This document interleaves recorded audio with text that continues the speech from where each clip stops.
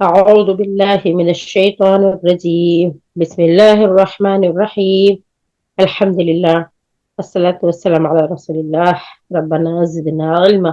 رب اشرح لي صدري ويسر لي أمري واحلل عقدة من لساني يفقه قولي. يا فتاح سبحانك لا علم لنا إلا ما علمتنا إنك أنت العليم الحكيم. الحمد لله. أعوذ بالله من الشيطان الرجيم. بسم الله الرحمن الرحيم. 49வது அத்தியாயம் அல் ஹஜ்ராத், அறைகள் அப்படின்னு சொல்லி மொழிபெயர்ப்புல கொடுத்திருக்கிறாங்க. இது மதீனாவிலே இறக்கப்பட்டது. வசனங்கள் 18. அல்லாஹ் சுப்ஹானஹு வ தஆலா இந்த அத்தியாயத்துல பாத்தீங்கன்னு சொன்னா, இதுலயும் நபி ஸல்லல்லாஹு அலைஹி வஸல்லம் அவங்களுடைய வீடுகள் எப்படியெல்லாம் இருந்துச்சு அப்படிங்கிறத இந்த வசனத்துகளை அல்லாஹ் தஆலா சொல்லி காட்டுறான். இது மதீனாவுல இறக்கப்பட்ட அத்தியாயம். இது தொகுக்கப்பட்ட வரிசையில 49வதா இருந்தாலும் இறக்கப்பட்ட வரிசையில 106வது அத்தியாயமா இருக்குது அப்படிங்கிறத சொல்லி காட்டுறாங்க. நபி ஸல்லல்லாஹு அலைஹி வஸல்லம் அவங்களுடைய துணைவியர்களுக்கு அவங்க இருக்கிறதுக்கான வீடுகளை கட்டி கொடுத்தாங்க. அது மஸ்ஜிது நபவியில அதை ஒட்டி தான் அவங்களுடைய வீடுகள், இல்லங்கள் இருந்துச்சு. அதை எப்படியெல்லாம் கட்டி கொடுத்தாங்க அப்படிங்கிறத பத்தி இங்க சொல்லப்பட்டிருக்கோம். அவங்களுக்கு மொத்தத்திலேயே சுப்ஹானல்லாஹ், அல்லாஹு அக்பர், எப்படிப்பட்ட வீடுகளை கட்டி கொடுத்திருந்தாங்க அப்படிங்கிறத அழகான முறையில சொல்லி காட்டுறாங்க. ஒரே தடவையில எல்லாருக்கும் கட்டி கொடுக்கல. கொஞ்சம் கொஞ்சமா கொஞ்சம் கொஞ்சமா தான் அத ஆரம்பிச்சு கொடுத்தாங்க. அந்த வீடுகள் ஒவ்வொன்றும் எப்படி இருந்துச்சுன்னா 2.5 மீட்டர் நீளமும் 5 முழம் உயரத்தை அந்த வந்து இதுக்குள்ளதான் இருந்துச்சாம். மொத்தத்திலேயே 2.5 மீட்டரு 5 முழம் உயரம். இது தாண்டாம இருந்துச்சாம். அதுக்குள்ளேயே அவங்களுக்கு ரூம் இருந்துச்சாம், திண்ணை இருந்துச்சாம், முற்றம் இருந்துச்சாம், சுத்து சுவர் வச்சிருந்துச்சாம். இதுதான் மொத்தத்துல அவங்களுடைய வீடா இருந்துச்சாம். ஒரு சிலருக்கு களிமண்ல, ஒரு சிலருக்கு செங்கல்ல, ஒரு சிலருக்கு பேரிச்ச மட்டைகளால உருவாக்கப்பட்டு அந்த வீடுகள்லாம் இருந்துச்சு அப்படின்னு சொல்றாங்க. இதை பத்தின செய்தியைத்தான் நம்ம இன்னைக்கு பார்க்க போறோம். இந்த சூறாவுல வந்து அல்லாஹ் சுப்ஹானஹு வ தஆலா சொல்றான், இறை தூதரை முந்தி எந்த ஒரு முடிவும் எடுக்காதீங்க. இறை தூதருக்கு முன்னால குரலை உயர்த்தி சத்தமா பேசாதீங்க. அவங்களுடைய வீட்டுக்குள்ள இருக்கையில வெளியே நின்றுகிட்டு கூப்பிடாதீங்க. கெட்ட மனிதர் கொண்டு வரக்கூடிய செய்தியை பரிசீலனை செய்யாம ஏத்துக்கிறாதீங்க. இறை நம்பிக்கையாளர்களுடைய இரு பிரிவினர்கள் மோதிக்கொண்டா சமாதானம் செய்து வைக்கணும். இறை நம்பிக்கையாளர்களுடைய சகோதரர்களா இருக்கணும். யாரும் யாரையும் அவமரியாதை செய்வதோ குத்தி காட்டுவதோ கூடாது. சந்தேகங்களை கைவிடணும், புறம் பேசக்கூடாது. இது மாதிரியான அழகான ஒழுக்க நடைமுறைகள் தொடர்பான விதிகளை, அறிவுரைகளை அல்லாஹ் சுப்ஹானஹு வ தஆலா இந்த சூறாவுல சொல்லி காட்டுறான்னு சொல்றான். பார்க்கலாமா? ஆரம்பிங்க ஜவாஹிரா. பிஸ்மில்லாஹிர்ரஹ்மானிர்ரஹீம். இறை நம்பிக்கை கொண்டவர்களே, அல்லாஹ் மற்றும் அவனுடைய தூதரின் முன்னிலையில் முந்தாதீர்கள். அல்லாஹ்வுக்கு அஞ்சுங்கள். திண்ணமாக அல்லாஹ் அனைத்தையும் செவியேற்பவனாகவும் அறிபவனாகவும் இருக்கின்றான். இறை நம்பிக்கை கொண்டவர்களே, உங்கள் குரல்களை நபியின் குரலுக்கு மேல் உயர்த்தாதீர்கள். மேலும் ஒருவர் மற்றவரிடம் உரத்த குரலில் பேசிக் கொள்வதைப் போல் நபியிடம் உரத்த குரலில் பேசாதீர்கள். நீங்கள் செய்த செயல்கள் அனைத்தும் வீணாகிவிட வேண்டாம், நீங்கள் அதனை அறியாத நிலையில். திண்ணமாக எவர்கள் இறை தூதரின் திருமுன் உரையாடும் போது தங்கள் குரலை தாழ்த்துகின்றார்களோ, உண்மையில் அத்தகையவர்களின் உள்ளங்களை இறை எச்சத்திற்காக அல்லாஹ் பரிசோதித்து தேர்ந்தெடுத்திருக்கின்றான். அவர்களுக்கு மன்னிப்பும் மகத்தான கூலியும் இருக்கின்றன. நபியே, உமது அறைகளுக்கு வெளியே இருந்து உம்மை கூப்பிடுவோரில் பெரும்பாலோர் அறியாதவர்களே. நீர் வெளியே வரும் வரையில் அவர்கள் பொறுமையுடன் இருந்திருந்தால் அது அவர்களுக்கே நலம் தரத்தக்கதாய் இருந்திருக்கும். அல்லாஹ் பெரிதும் பிழை பொறுப்பவனாகவும் கிருபை உள்ளவனாகவும் இருக்கின்றான். சுப்ஹானல்லாஹ், அல்லாஹு அக்பர். அல்லாஹ் சுப்ஹானஹு வ தஆலா இந்த வசனத்தை ஆரம்பிக்கையிலேயே யா அய்யுஹல்லதீன ஆமனூ, இறை நம்பிக்கை கொண்டவர்களே, நீங்க அல்லாஹ்விடத்துல, அல்லாஹ்வுடைய தூதரிடத்துல எப்படி நடந்துக்கணும் ஒழுக்க பண்போட அப்படிங்கிற அழகிய செயல்களை சொல்லிட்டு, நீங்க அப்படி அந்த ஒழுக்கத்தோட நடக்காட்டி நீங்க நன்மை செஞ்சிருந்தாலும் எல்லாமே வீணா போயிருங்கிறத அல்லாஹ் தஆலா சொல்றான். எப்படிப்பட்ட ஒழுக்கத்தோட நடந்துக்கணும்? அவங்க குரலுக்கு உயர்த்தி பேசக்கூடாது, அவங்களுக்கு முன்னாடி சத்தமா பேசக்கூடாது, மத்தவங்கள்ட்ட பேசுற மாதிரி பேசக்கூடாது. அது மட்டும் இல்ல, அவங்க வீட்டுல இருந்து வெளியே வர வரைக்கும் பொறுமையா இருக்கணும். அது உங்களுக்கு நன்மையை தரும். அதனால நபியே, அவங்க எல்லாம் அறியாம தான் வெளியே நீங்க உள்ள இருக்கையில சத்தம் போட்டு கூப்பிடுறாங்க, நீங்க அதை பொருட்படுத்த வேண்டாம் அப்படிங்கிற ஒரு ஒழுக்க பண்புகளை அல்லாஹ் சுப்ஹானஹு வ தஆலா இறை நம்பிக்கையாளர்களுக்கு கற்றுக் கொடுக்குறான்.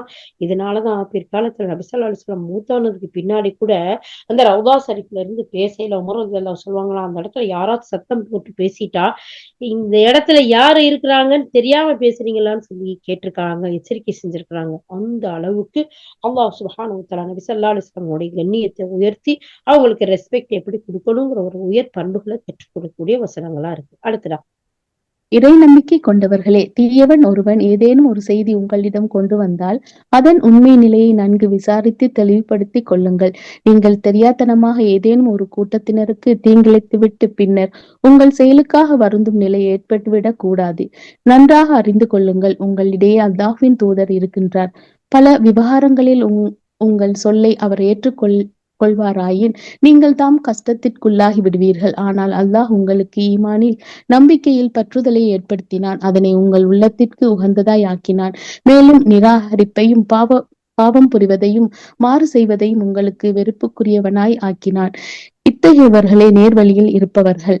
அல்லாஹ்வின் அருளாலும் தயவாலும் இன்னும் அல்லாஹ் மிகவும் அறிந்தவனாகவும் நுண்ணறிவாளனாகவும் இருக்கின்றான். மேலும் இறை நம்பிக்கையாளர்களில் இரு குழுவினர் தங்களுக்குள் போரிட நேர்ந்தால் அவர்களிடையே சமரசம் செய்து வையுங்கள். பிறகு அவர்களில் ஒரு குழுவினர் மற்றொரு குழுவினரிடம் வரம்பு மீறி நடந்து கொண்டால் வரம்பு மீறிய குழுவினருடன் அவர்கள் அல்லாஹ்வின் கட்டளையின்பால் திரும்பும் வரை அவர்களுடன் போர் புரியுங்கள். அப்படி அவர்கள் திரும்பிவிட்டால் அவர்களிடையே நீதியுடன் சமரசம் செய்து வையுங்கள். இன்னும் நீதி செலுத்துங்கள், திண்ணமாக அல்லாஹ் நீதி செலுத்துபவர்களை நேசிக்கின்றான்.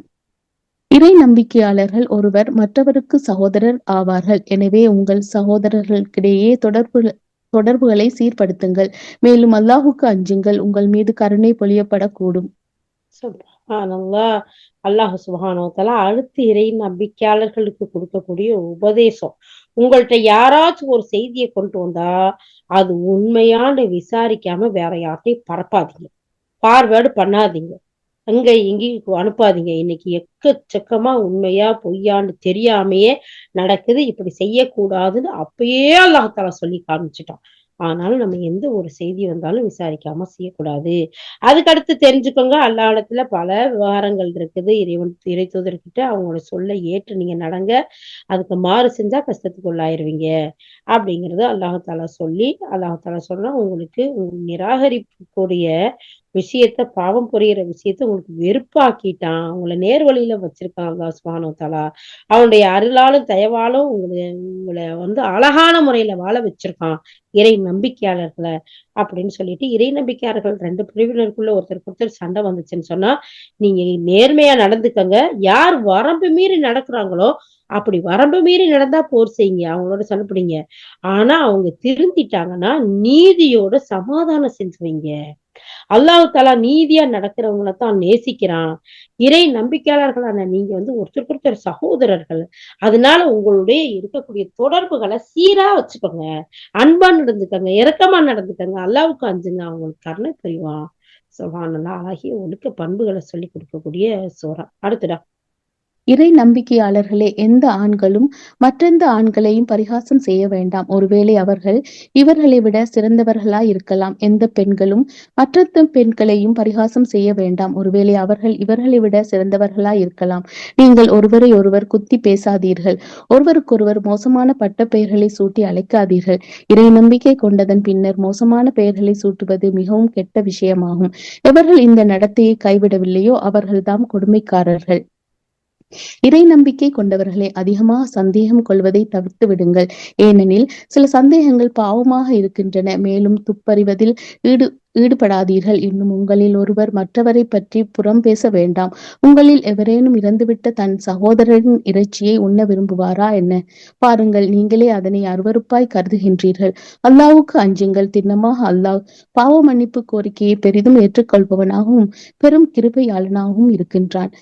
மனிதர்களே, நாம் உங்களை ஓர் ஆணிலிருந்தும் பெண்ணிலிருந்தும் படைத்தோம். பிறகு நீங்கள் ஒருவருக்கொருவர் அறிமுகமாகிக் கொள்ளும் பொருட்டு உங்களை சமூகங்களாகவும் கோத்திரங்களாகவும் அமைத்தோம். உண்மையில் உங்கள் இறைவனிடம் அதிக கண்ணியம் வாய்ந்தவர் உங்களில் அதிக இரையச்சம் கொண்டவர்கள் தாம். திண்ணமாக அல்லாஹ் அனைத்தையும் அறிந்தவனாகவும் தெரிந்தவனாகவும் இருக்கின்றான்.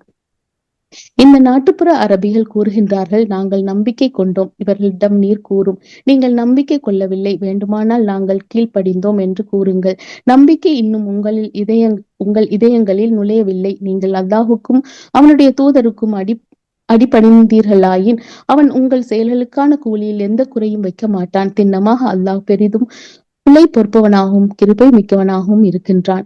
உண்மையில் இறை நம்பிக்கையாளர்கள் அல்லாஹ்வின் மீது அவனுடைய தூதனின் மீதும் நம்பிக்கை கொள்கின்றார்கள். பிறகு அவர்கள் எவ்வித ஐயமும் கொள்வதில்லை.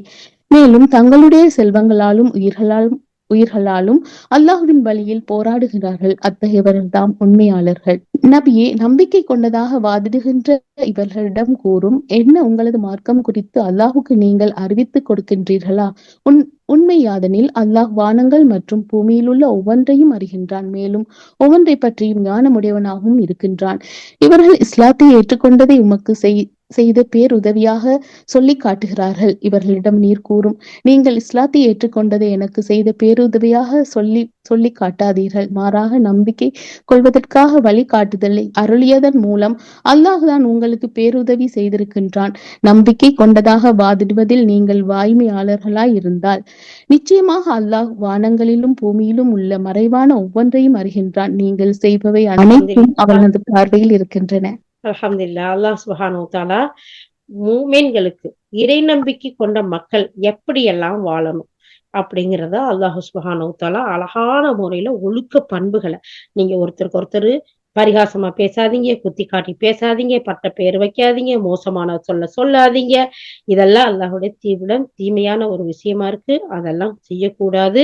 அப்படி செய்யறது கொடுமையான விஷயமா இருக்கு. அதுக்கடுத்து இறை நம்பிக்கை கொண்டவங்கள சந்தேகப்படாதீங்க. ஒருத்தருக்கு ஒருத்தர் துற்பறிறதுல அப்படியே ஈடுபடாதீங்க. அவங்க என்ன செய்றாங்க, இவங்க என்ன செய்றாங்க, எங்க போறாங்க, எங்க வர்றாங்க.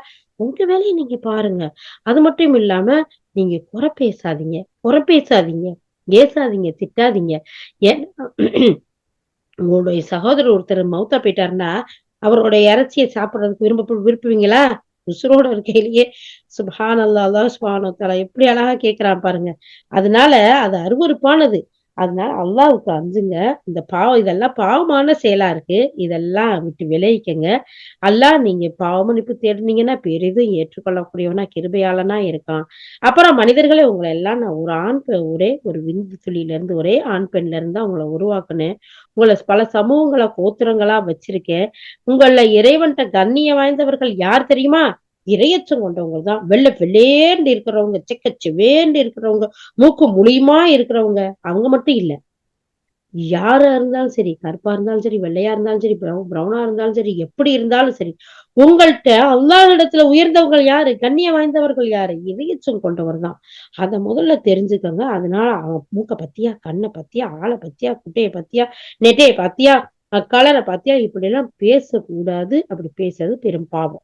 அல்லாஹ் இதையெல்லாம் அழகான முறையில சொல்லிட்டு, இந்த நாட்டுப்புற அரபிகள் வந்து சொல்றாங்க, நாங்க நம்பிக்கை கொண்டோம், கீழ்ப்படிஞ்சோம் அப்படின்னு. நாங்க வந்து முஸ்லிம்கள் ஆயிட்டோம். இல்ல, இல்ல, நீங்க நம்பிக்கை கொள்ளவே இல்ல. வேண்டாம் இஸ்லாத்துக்கு வந்திருக்கீங்கன்னு வேணா சொல்லுங்க, கீழ்ப்படிஞ்சு கொண்டு. ஆனா உங்களுடைய உள்ளத்துல இன்னும் வந்து ஈமான் வரல. அப்படி ஈமான் வந்து அல்லாஹ்வுக்கும், அல்லாஹ்வுடைய தூதருக்கும் அடிபணிவீங்கன்னா, உங்களுடைய செயல நான் எதையுமே வீணாக்க மாட்டேன். உங்களுடைய பாவ மன்னிப்ப நான் ஏத்துக்கிருவேன். உங்களுக்கு கிருபையும் செய்வேன்னு நபியே அந்த மக்களுக்கு சொல்லுங்க.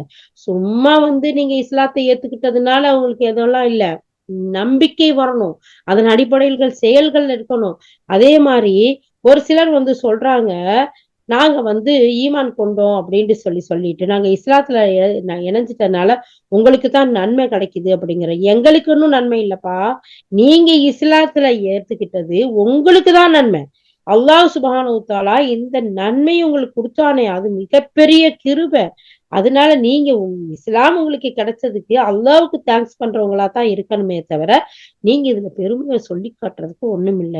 அப்படிங்கிறது அல்லாஹ் சுப்ஹானஹு வ தஆலா சொல்லி, நீங்க வாய்மையாளர்களா இருந்தா இத உணர்ந்துக்கங்க. அப்படின்னு சொல்லிட்டு, நிச்சயமா அல்லாஹ் வானம் பூமியில உள்ள ஒவ்வொன்னையும் அறியக்கூடியவனா இருக்கான். அவன் பார்வையில எதுவுமே மறைந்ததா இல்ல. அப்படின்னு சொல்லி அழகான ஒழுக்க பண்புகள சொல்லி காட்டக்கூடிய ஒரு சூறாவா அல் ஹுஜராத் இருக்கு. இறை நம்பிக்கையாளர்கள் இதை அப்பப்ப எடுத்து படிக்கும் போது புறம் பேச மாட்டோம், சந்தேகப்பட மாட்டோம், குத்தி பேச மாட்டோம், ஏச மாட்டோம், பேச மாட்டோம், பிறர் குறைகள் ஆராய மாட்டோம். இதுல எல்லாம் இருந்து விலகி இருப்போம், நல்ல செயல்கள் செய்யிருப்போம், அல்லாஹ் ரசூலுக்கு கட்டுப்பட்டவர்களா இருப்போம், அல்லாஹ் ரசூலுக்கு முந்தி எதையும் பேச மாட்டோம், எந்த ஒண்ணு செஞ்சாலும் இதுல அல்லாஹ் ரசூலுடைய வழிகாட்டுதல் என்ன இருக்குன்னு சொல்லி பார்த்து நடப்போம். அப்ப அல்லாஹுடைய மிகப்பெரிய மகத்தான மன்னிப்பும் ஒரு கிருபை இருக்குங்கிறத நம்ம புரிஞ்சுக்கலாம். இன்ஷா அல்லாஹ். அல்லாஹ் அதை கொடுக்கவும் செய்வான். புரிஞ்சுக்கிறது மட்டும் இல்ல. யா அல்லாஹ், இந்த அழகிய ஒழுக்க பண்புகளை எல்லாம் நாங்கள் பின்பற்றி வாழக்கூடிய மக்களாக எங்கள் அனைவரையும் ஆக்கி அருள் புரிவாயாக. ஆமீன் யா ரப்பல் ஆலமீன்.